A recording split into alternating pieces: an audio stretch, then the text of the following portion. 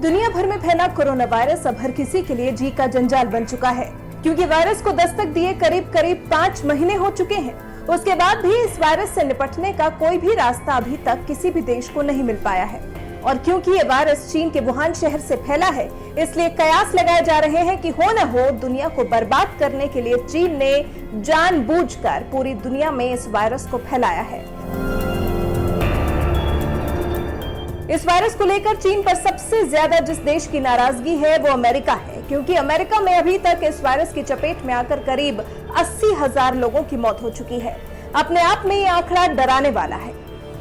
इसलिए चीन के झूठ का पर्दाफाश करने के लिए अमेरिका के शीर्ष सांसद टॉम टिलिस ने चीन की सरकार को कोविड-19 महामारी का कारण बनने वाले उसके छल और बातों को गुप्त रखने की कोशिशों को जिम्मेदार ठहराते हुए एक 18 सूत्रीय योजना बनाकर तैयार कर ली है और उस विधेयक को संसद में भी पेश कर दिया है।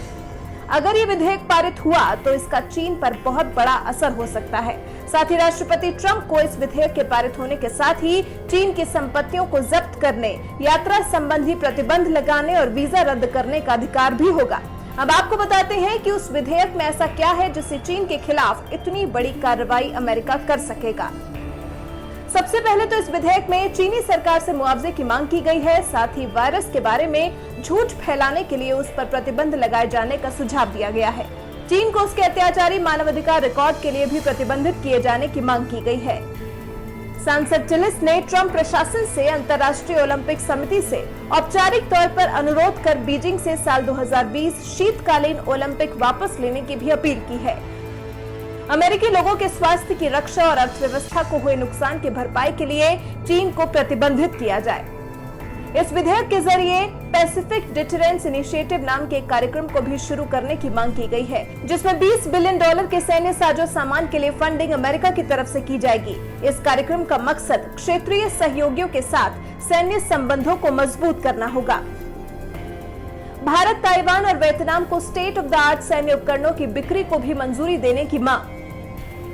जापान और दक्षिण कोरिया से भी सेना के पुनर्गठन और घातक मिलिट्री सामान के लिए मदद करने की अपील। चीन के खिलाफ कड़ी कार्रवाई करते हुए चीन में मौजूद सभी अमेरिकी मैन्युफैक्चरिंग कंपनियों को अपने देश वापस लाने की अपील। चीनी सामान पर निर्भरता खत्म किए जाने की भी अपील विधेयक में की गई है। अमेरिकी तकनीकों को चोरी करने वाले चीन पर कड़ाई करने की अपील। विधेयक में राष्ट्रपति ट्रंप से भी अपने सहयोगियों को चीन पर प्रतिबंध लगाने के लिए अपील करने के लिए कहा गया है, जिससे चीन को सजा मिल सके। सभी देश मिलकर चीनी हैकर्स को रोकें और अपनी साइबर सुरक्षा को मजबूत बनाएं।